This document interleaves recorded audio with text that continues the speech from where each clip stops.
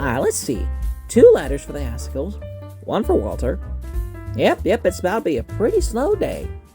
Do pardon me for barging in unannounced. I'm aware it's not Tuesday. It's no problem, Jerry. I'm always thrilled to see you. What brings you here? You see, there appears to be another shipment. Another shipment? What do you mean? What do you mean another shipment? From where, the outskirts? Indeed. The plane airdropped it this morning. That's odd. Typically, Pete only brings in 1 shipment a month. That's what I thought. You see, you told me, but since I'm new to this whole delivery business with you, I thought I should bring it to your attention. Here, it's a rather big box. Well, good golly, Miss Molly. Did he just forget 3/4 of his delivery this month and have it sent later? Perhaps. But I couldn't help but rifle through and notice a few odd orders. Careful there, Jerry. You look too closely at some of that mail, you might find yourself in a pickle of a trial. No. I assure you, I didn't open any. I just read the outside of the packages, and they don't seem like normal orders in this town. Well, how so? Well, like this one, 365 balloons. Or this one, 50 helium tanks. Goodness gracious, sounds like someone's trying to fly to Mars. Or perhaps is planning a huge extravaganza. I wonder if Isaac has anything to do with that. No, he wouldn't. He wouldn't have gone off so easily on his paper run if he had this planned afterwards. None of the orders are just the icicles either. Well, at any rate, I should get going out with these boxes to deliver. I thought I had extra time today, but it looks like I'm already running late. Do let me know if you need any assistance. In honor of such a wonderful mayor. No, that's too plain. Oh, yes, in honor of such an auspicious leader, we throw this extravagant festival. No, we mad he wasn't involved in planning. Soiree, yes, that's a good word, that'll do. Well, howdy ho, Elton. Melvin, what are you doing here? Well, this is a public establishment. What if I needed a haircut? We're closed today. I don't think I've ever heard of Elton Eagleton, this town's biggest businessman, closing shop on a Friday afternoon. Well, it's true. I have inventory stuff that needs to be attended to, and I can't do that while the shop's open. Okay then. Well, I'm still the resident mailman, and I have some packages for you. Oh yes, packages. Go ahead and just leave those over there in the waiting room on your way out. You know, I would love to do that, but as the mailman, I have to read these labels, and I just couldn't help but notice you're ordering 20 packs of thank you notes. Care to tell me why you might need that? They are, well, they're, I use them as labels from my stock on my shelves. You use thank you cards? Yes. Sometimes I feel underappreciated while I work, and it makes me feel better to see a little thank you note when I grab supplies. Right. Well, to each their own, I guess. Here's your little thank you notes. I want you to know that you are appreciated, and I appreciate you and everything you do for this town. Well, thank you, Melvin.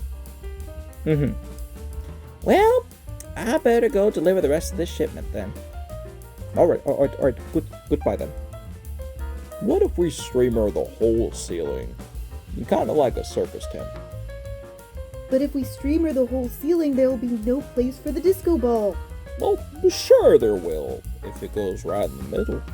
How can it go in the middle of the ceiling if it's covered in streamers? Janet, have you ever seen a circus tent? Well... Well, good day to you, Otis, and, hello to you, Miss Janet. Here you guys are. Well, look at that. I can knock out 2 deliveries at once. Melvin, what are you doing here? I wasn't expecting any supply shipments today, and I figured any of our personal mail you just delivered to our houses. Well, you see, normally I would do that, but I couldn't help but notice some odd orders for both of you. Odd? How? Well, like this order to Otis Oxen, 500 balloons and 250 rolls of streamers. Or to this order to Janet Outlet, 1 disco ball. notes section of the order, make sure it's extra sparkly. I could see how that'd be a little weird. I promise I can explain. Just, Otis is helping me prepare for the science fair.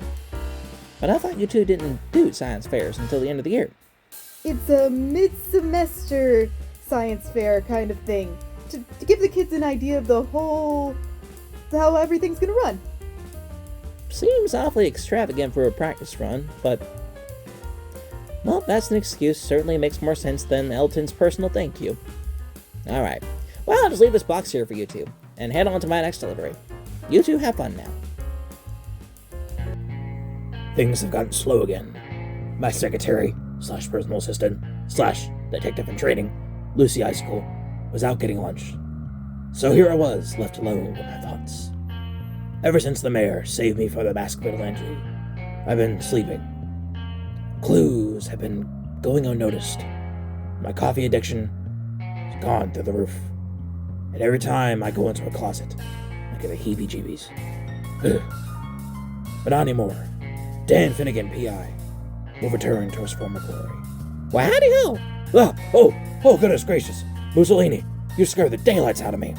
Oh, well, I'm sorry, Daniel. I've just been running by to see if I could solicit your service. Case.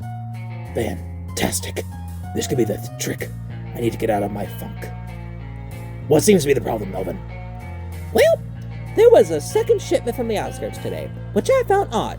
Then there was some orders in that shipment, like 500 balloons, tons of streamers, and greeting cards, and the like and such like that. And I was wondering if you could investigate the situation for me and figure out what's going on. No. Excuse me? I can't.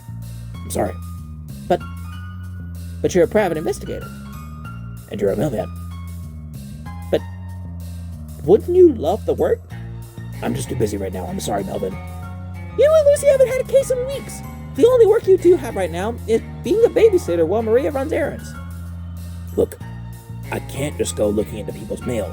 That's their own personal business. All right. So you won't know anything about the 300 bags of candy you ordered? What I do in my own personal time is my own personal business. Sorry it took so long, Mr. Finnegan. Aaron burned the first grilled cheese, so we had to make another. Oh, hi, Melvin. Well, good afternoon to you, Lucy. I was just talking to Dan here about the strange things that have been coming into this town. Oh, you mean all the stuff for Mayor Leonard's surprise party? Cherry was right. It was an extravaganza. Lucy. What? It's a surprise for Mayor Leonard, not for Melvin. So we're throwing a huge hootenanny for the mayor. How come no one told me? Because you're a blabbermouth. First off, rude. Secondly, I can keep a secret as good as the next person. Especially if it's for a limited time. Well, I certainly hope so, because my lovely assistant here dropped the ball. He's the mailman. He's seen every single thing we've ordered. He was going to find out eventually.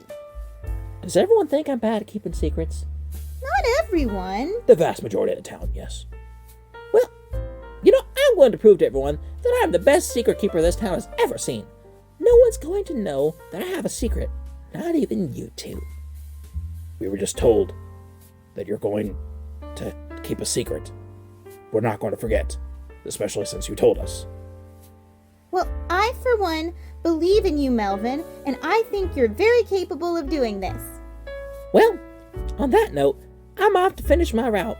This is one mystery that has been solved. But don't you two worry. No one will know that I know a thing. Do you think he's going to be able to keep his mouth shut?